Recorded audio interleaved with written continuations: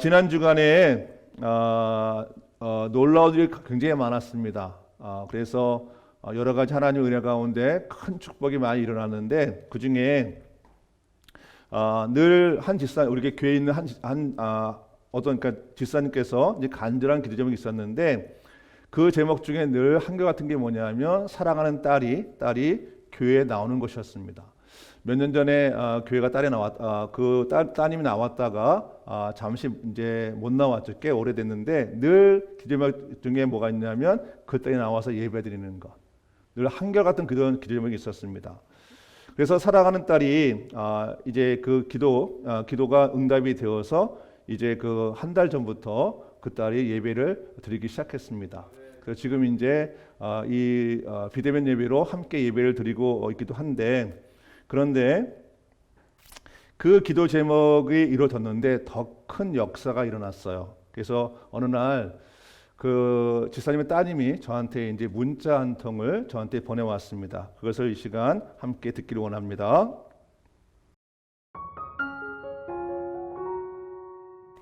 안녕하세요, 목사님. 다름이 아니라 저희 아버지를 제가 전도하고 싶습니다.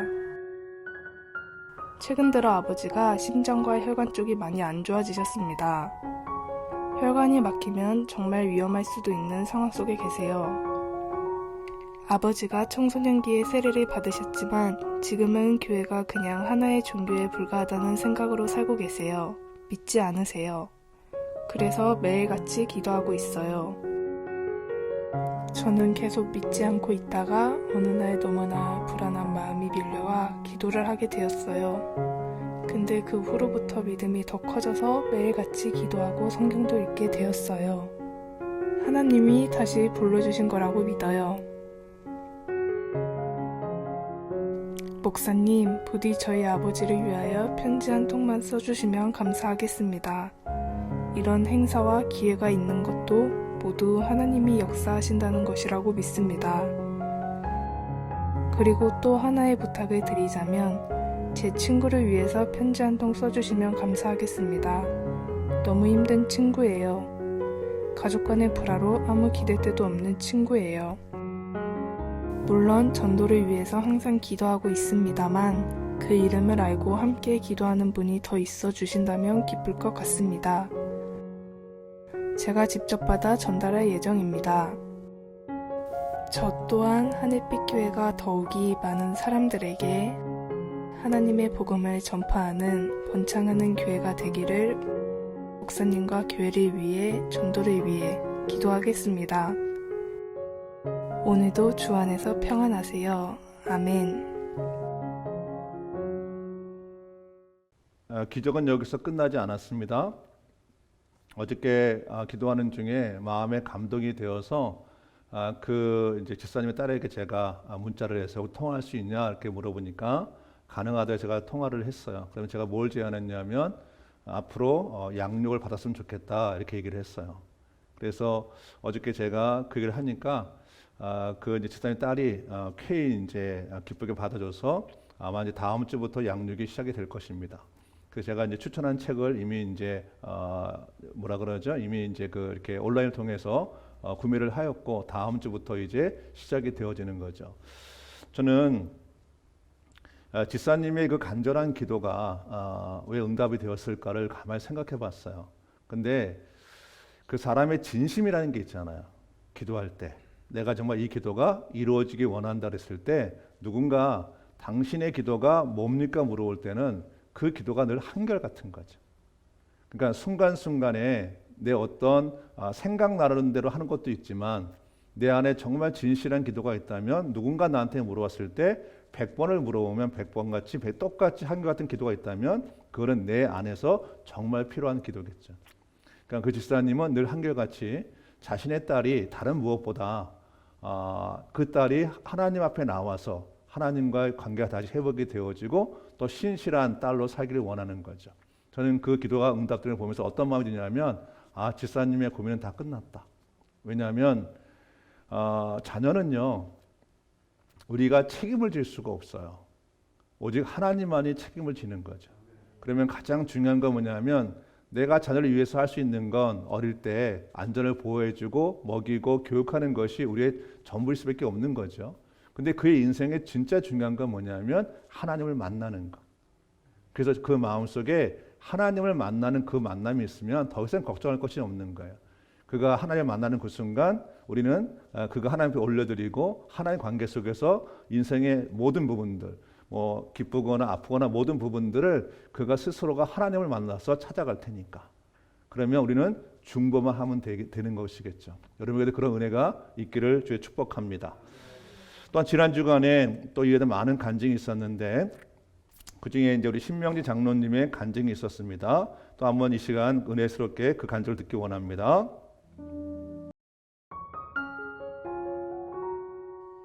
저는 오랜 시간 동안 지속적인 어깨 통증이 있었고 병원 치료에도 차도가 없어 밤이면 잠을 설치는 나날이 계속되어 많이 힘겨워했습니다.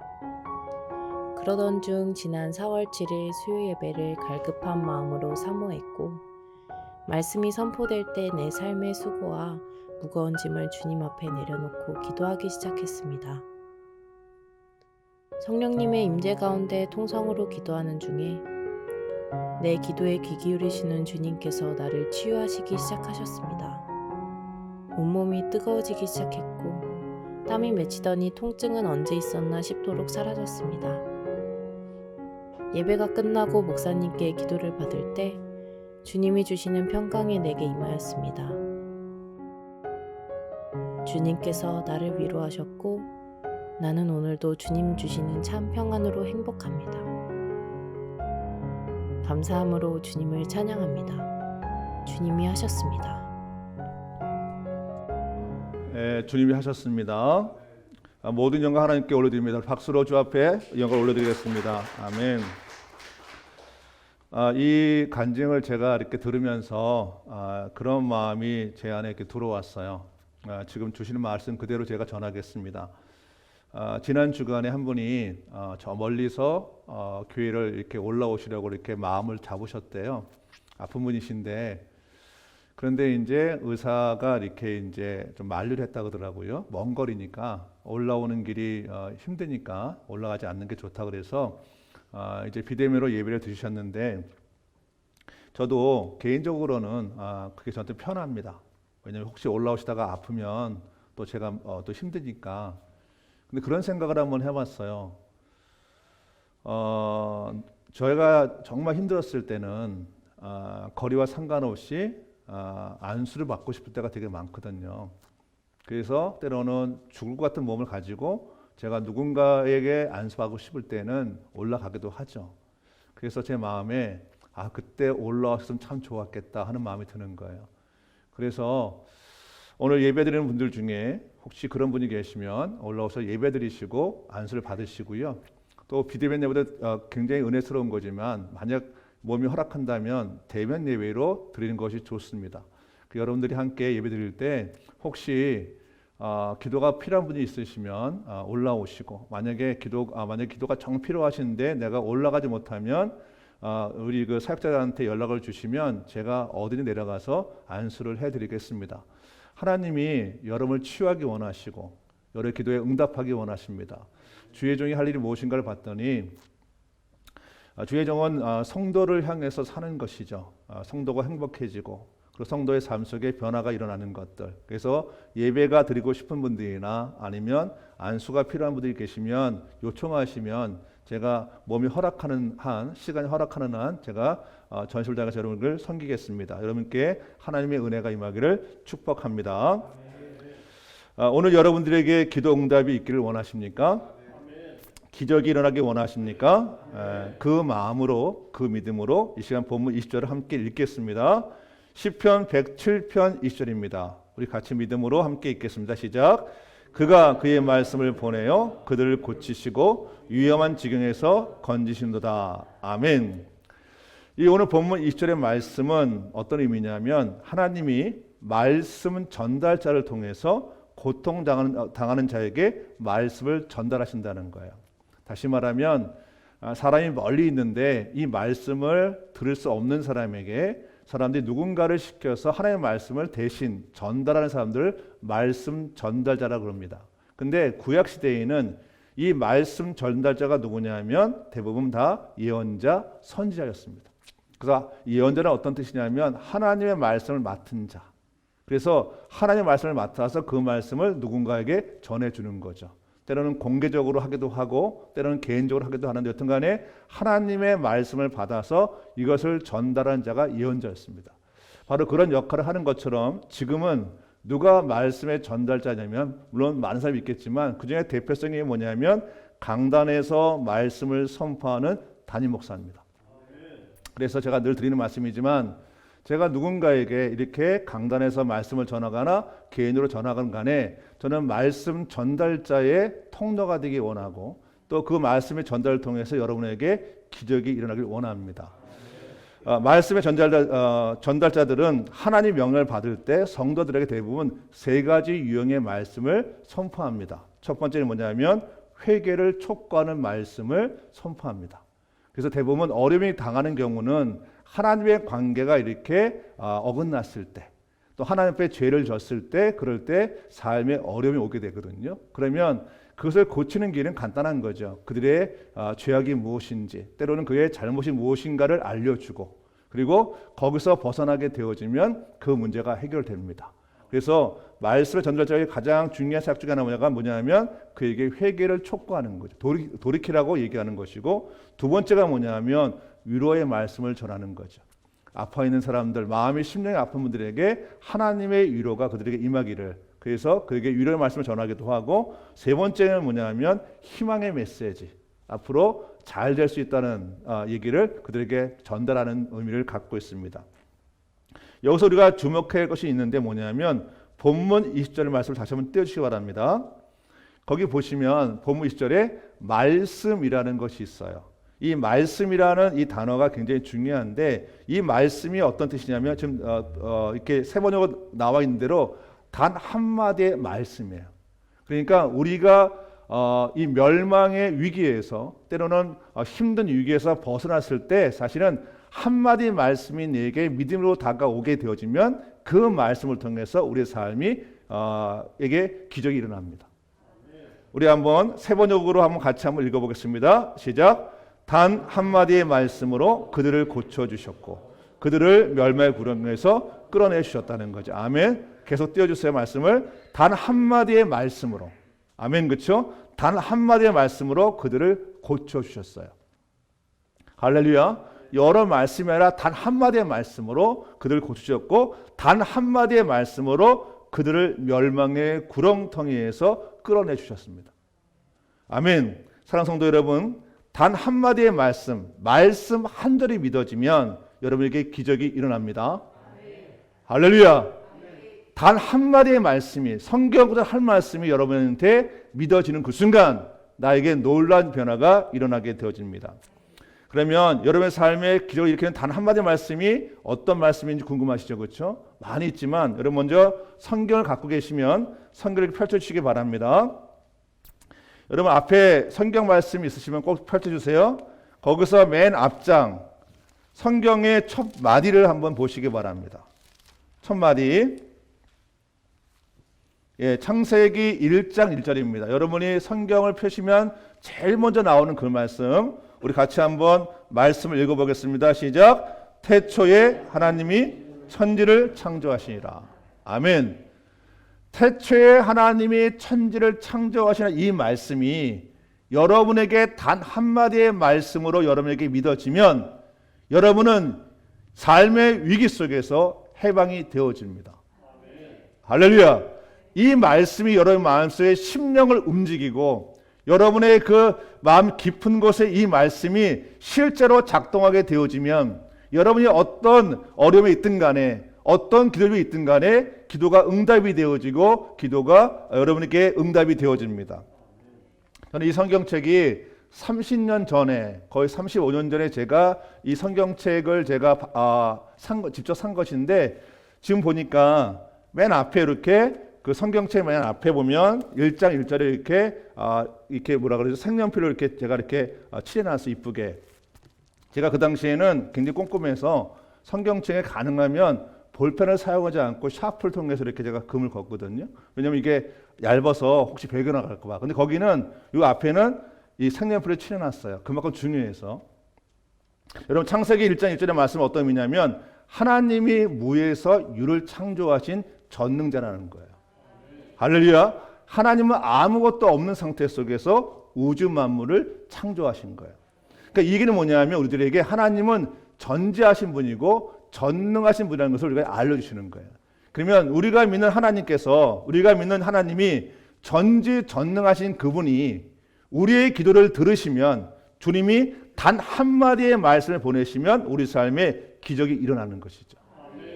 할렐루야. 다른 것에서 우리가 기적을 체험하는 것이 아니라 그 말씀이 내게 믿어지면 그것이 내 삶의 실제가 되어지면 내가 그렇게 그동안 풀 수 없었던 내 인생의 어려움이 그 말씀 한 절 때문에 내 인생이 바뀌게 된 역사가 있게 되어집니다. 지금 이 시간 하나님의 말씀의 전달자 장누수 목사를 통해서 하나님의 말씀이 여러분에게 지금 전달되고 있습니다. 그러면 하나님의 말씀을 전달받은 우리들, 내가 말씀을 전달받았을 때 우리는 어떻게 반응을 해야 될까를 우리 함께 생각해 보겠습니다. 본문 19절 20절을 함께 읽겠습니다. 말씀을 같이 말씀 있습니다. 시작.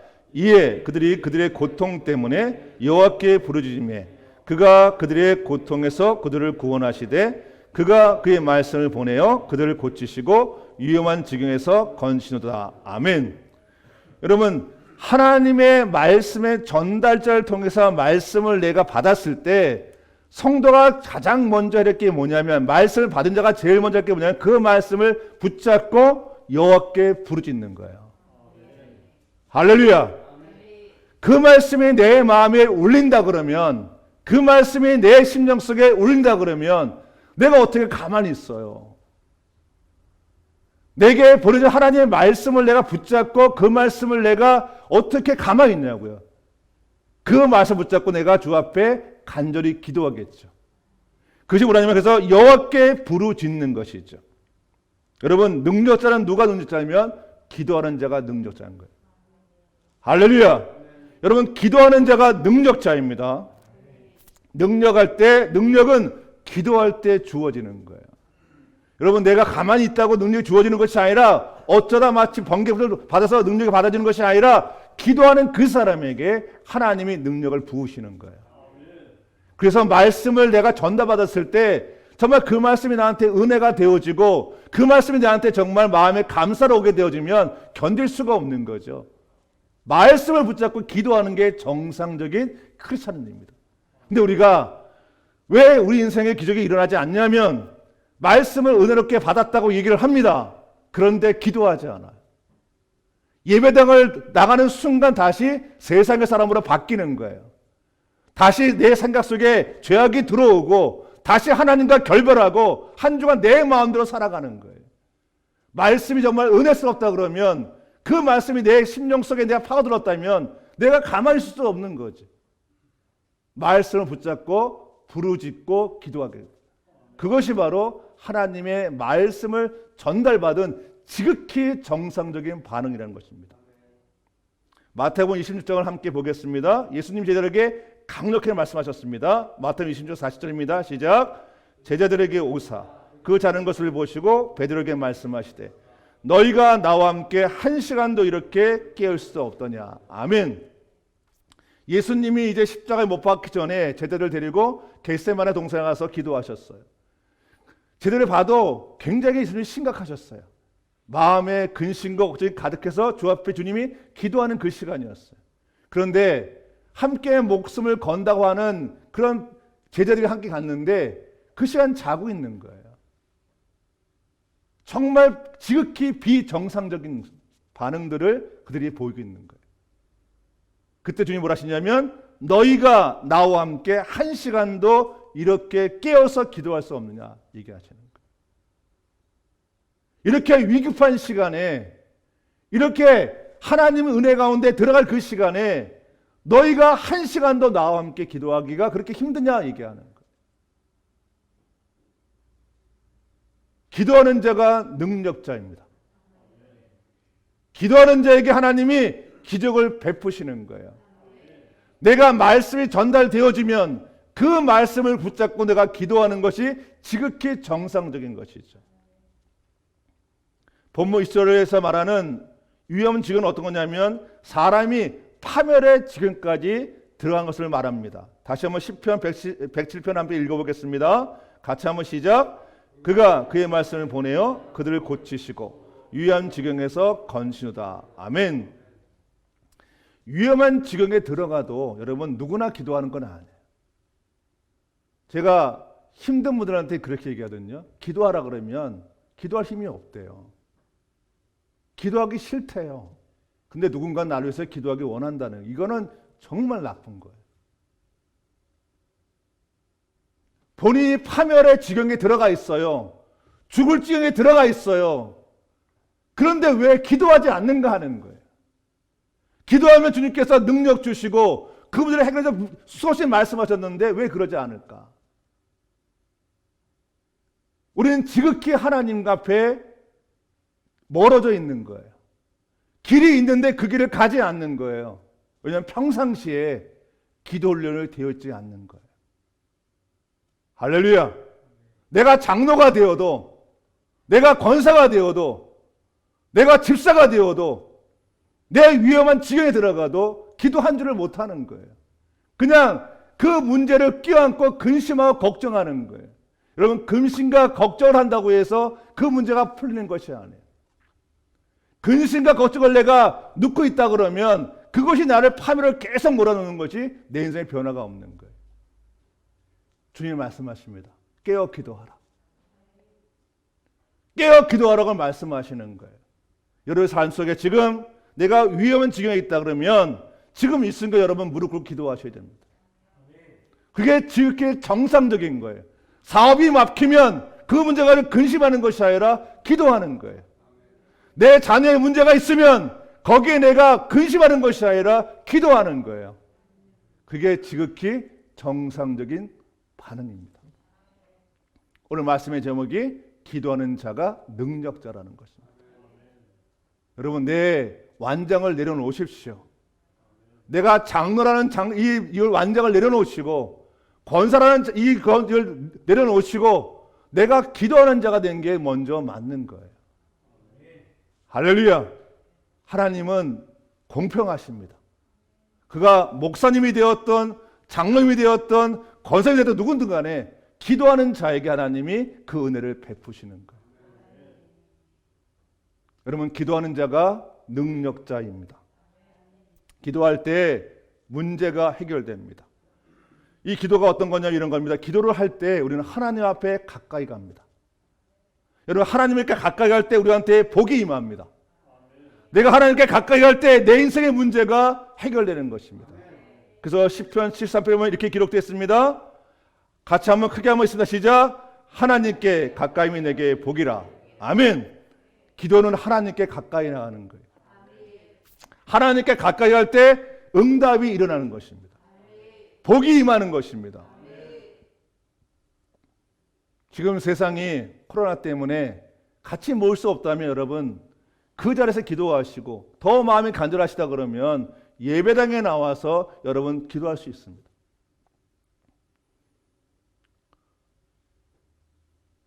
대한민국은 참 좋은 곳입니다. 어느 누구도 교회 들어오는 걸 막지 않습니다. 기도하는 전이 있고 또 기도할 수 있는 장소가 있고 마음껏 출입할 수 있습니다. 근데 이것이 다 공평한 건 아니에요.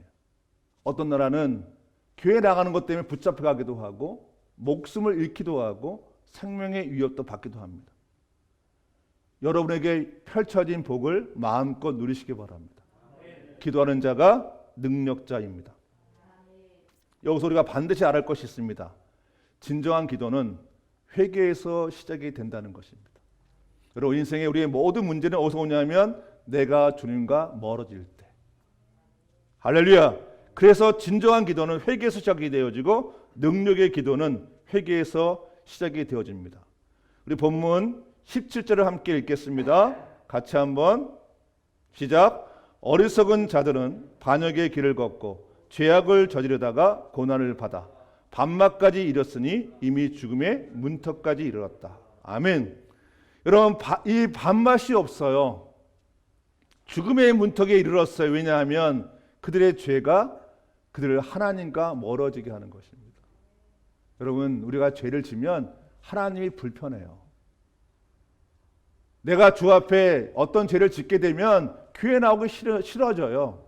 왜냐하면 내 죄가 드러날까 봐. 그래서 자꾸만 하나님을 멀리하게 되는 거예요. 시편에 뭐라 그러냐면 시편 73편 27절에 보면 이렇게 되어 있습니다. 같이 한번 있습니다. 시작. 주님을 멀리하는 사람은 망할 것입니다. 주님 앞에서 정절을 버린 사람은 주님께서 멸하실 것입니다. 왜냐하면 내가 죄 중에 있으면, 내가 죄악 중에 있으면 하나님이 불편해요. 그 잠깐 말씀 듣는 게 싫은 거예요. 내 양심을 찌르니까. 자꾸만 멀리하는 거예요. 그게 저주라는 것입니다. 그래서 내가 죄악 중에 있으면 기도하기가 싫은 거예요. 내 죄책감 때문에 기도하는 게 힘든 거예요. 무조건 주 앞에 나와야 됩니다. 그리고 주 앞에 내 죄를 주 앞에 다 드러내고 주 앞에 용서를 구하고 회개를 하는 그 순간 하나님의 관계가 회복이 되어집니다. 그럴 때 내 기도가 능력의 기도가 되어집니다.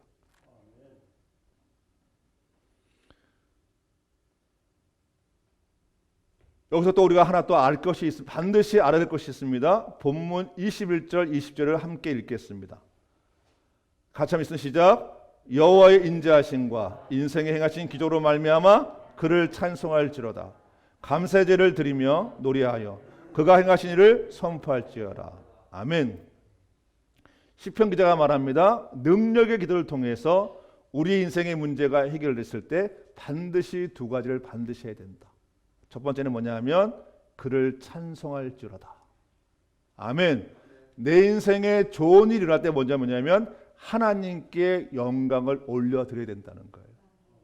여러분, 내가 내 인생에 어떤 문제가 해결됐어요. 근데 그게 작든 크든 간에 내가 하나님 앞에 영광을 돌리지 않으면 그 순간 내가 하나님의 영광을 내가 가로채는 거예요. 그게 죄입니다. 내게 좋은 일이 일어났어요. 왜 하나님 앞에 영광을 돌리지 않냐면 그것은 내가 노력해서 됐다고 생각하는 거예요. 그래서 하나님께 영광을 돌리지 않는 거예요. 내가 한 거예요. 그게 죄입니다. 내일의 작은 것 하나라도 주 앞에 놀라운 일이 있다 그러면 주 앞에 영광을 올려드리시기 바랍니다. 그럴 때 내 죄에 미리 예방할 수 있습니다. 두 번째 뭐냐면 그가 행하신 일을 선포하는 거예요. 많은 사람들 앞에 내게 행하신 하나님의 은혜를 얘기하는 거예요. 간증하는 것이죠. 근데 왜 간증을 안 하냐면 내 마음에 내가 했다고 생각하는 거예요. 그 순간 내가 하나님의 영광을 또 가로채게 되어지고 나는 또 죄악 중에 빠지게 되는 것입니다. 여러분, 죄를 미연에 방지하시기 바랍니다. 사랑하는 성도 여러분, 여러분의 삶에 기도 응답이 일어나기 원하십니까? 여러분, 기적이 일어나기 원하십니까? 그러면 기도하십시오. 기도하는 것이 하나님 앞에 가까이 가는 것이고 기도하는 자가 바로 능력자입니다. 능력의 기도는 회개의 기도에서 시작이 되어집니다. 능력의 기도를 하기 원하시죠? 그럼 주님 앞에 회개의 기도를 올려드리시기 바랍니다. 우리 요한일서 1장 8절 함께 읽겠습니다. 같이 한번 시작. 우리가 죄가 없다면 말하면 우리는 자기를 속이는 것이요 진리가 우리 속에 없는 것입니다. 우리가 우리 죄를 자백하면 하나님은 신실하시고 의로우신 분이셔서 우리 죄를 용서하시고 모든 불의에서 우리를 깨끗하게 해주실 것입니다. 아멘. 우리가 우리의 죄를 자백하면 이게 믿는 자의 회개입니다. 믿는 자는 우리에게 주어진 게 죄가 있다면 그 죄를 주 앞에 자백하면 다시 주님과 관계가 회복이 되어지고 놀라운 일이 우리한테 있는 것입니다. 4월 달에 설계 주제는 능력입니다. 여러분, 기도하는 자가 능력자입니다. 그리고 그 기도는 회개의 기도에서 시작이 되어집니다. 여러분, 날마다 죄책감을 가지라는 것이 아니라 내 죄 때문에 하나님께 가까이 가는 것을 여러분 절대 용납하지 마십시오. 날마다 주 앞에 자백하고 고백하는 가운데 다시 하나님 앞에 친밀한 관계를 맺는 건 회개 기도가 굉장히 중요합니다. 그럼 이 시간 함께 기도하길 원합니다. 하나님, 내가 하나님과 가까이 가는 것에 혹시 걸림이 되는 죄가 있다면 주 앞에 회개합니다. 그리고 내가 이제 기도하는 자가 되어서 하나님의 기도 응답을 보기 원합니다. 여러분, 마음껏 이 시간 기도하실 때 주여 한번 크게 외치시고 죄를 주 앞에 자백하시기를 이 시간 주 앞에 당부를 드립니다.